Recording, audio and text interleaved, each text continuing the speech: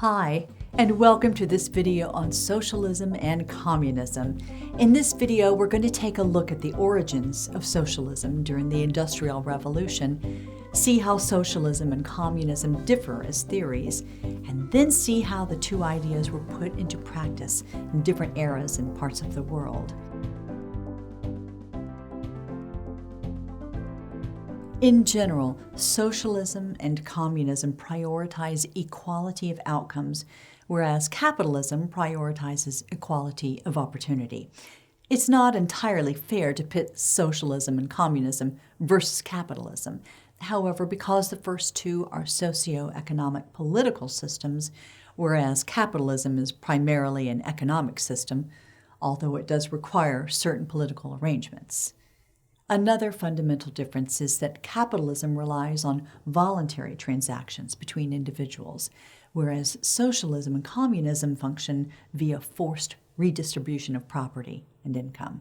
The first socialist theorists tended to be idealists who offered different visions of their advanced societies. Henri Saint-Simon, a native of Paris, envisioned a system in which the state controlled production for the benefit of all. His contemporary and countryman, Charles Fourier, preferred a decentralized state based upon small cooperative communities working together. Robert Owen was a Welsh factory owner who advocated for reform, becoming known for his efforts to improve working conditions for factory workers. He was also a promoter of experimental socialist communities that could sustain themselves. Owen eventually established a self-sufficient community in Indiana, but it was ultimately unsuccessful. For communists, socialism is just an intermediate stage between capitalism and communism. Karl Marx, the thinker most synonymous with communism, dismissed the ideals of Fourier and Saint-Simon as utopian and argued that only through violent revolution could workers be free from oppression. Marx and his longtime collaborator, Friedrich Engels, wrote the Communist Manifesto in 1848. The manifesto contended that all of history is the history of the class struggle between the proletarians, workers and slaves, the bourgeois, middle classes and business owners, and the aristocracy. Arguably the most noteworthy tenet in the manifesto is the call for the abolition of private property. Now let's take a step back and look at these two ideas in comparison. As theories, both are concerned with ownership the means of production, and the distribution and exchange of goods. To different degrees, both favor state control of industry and production for the common good. Both ideologies advocate for the provision of social needs such as education, health care, and housing by the government on behalf of the people. Both also seek an end to hunger and poverty and to fulfill the basic needs of every person regardless of status. Though they have all of these similarities, the two ideas do diverge in some important ways. Socialists don't seek to fully eradicate private property or to create a stateless society. Generally speaking, socialism is a more flexible ideology which aims to reduce the worst outcomes of capitalism. Communism, on the other hand, seeks to overthrow capitalism through a violent revolution of the working classes. The goal of communism is a classless, stateless society, while socialism is content with the government merely owning the means of production and extensive redistribution of private property for the supposed good of the whole. As with any ideology, there are multiple ideas and local variations within each theory. Socialism has encompassed quite a wide range of different forms over the years.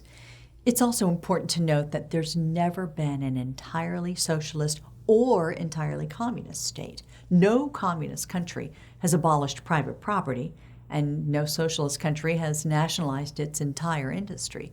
The same can be said of the opposite end of the political spectrum, the sort of free market capitalism advocated by the Austrian or Chicago schools of economics, for example, has been effective at raising millions of people out of poverty, but has also continually been tainted by business people using regulation to stifle competition and stuff their own pockets. As we look at some examples, we'll see how the reality of implementing socialism and communism was at odds with the theory. The Soviet Union stands as perhaps the most noteworthy example of communism applied to the real world. It began with the 1917 October Revolution, which was not the proletariat uprising envisioned by Marx, but an effort coordinated by a small band of political operatives and peasant soldiers. The Soviet Union was characterized by central planning, authoritarian rule, and violence against political opponents. Millions perished after Joseph Stalin's disastrous attempt to collectivize agriculture, and many more were executed and imprisoned during the Great Purge of the 1930s. The Soviet Union emerged from the war as a superpower and rival to the United States, beginning a long period of mistrust and tension known as the Cold War. In the 1980s, Mikhail Gorbachev attempted to reform the Soviet Union through glasnost, or openness, and perestroika, economic reform. His actions were widely praised in the West, but could not prevent the collapse of the Soviet Union in 1991. Soviet leaders struggled to reconcile communist ideology with a rapidly changing modern world. Of course, there are still a handful of ostensibly communist nations in the world today. For instance, the People's Republic of China was established in 1949 with Mao Zedong at its head.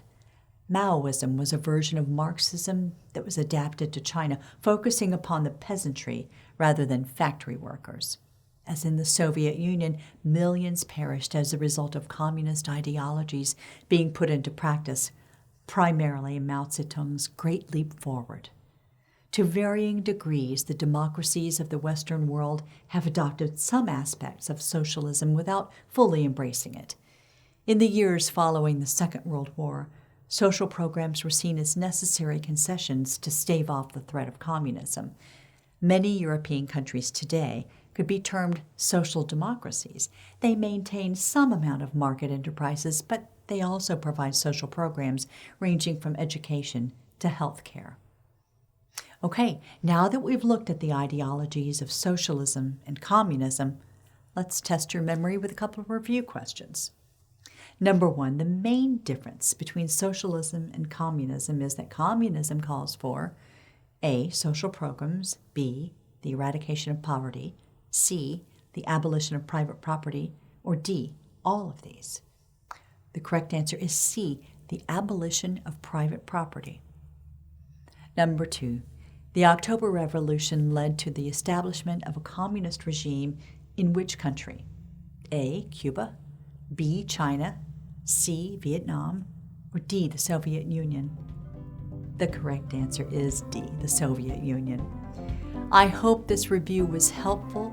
Thanks for watching and happy studying.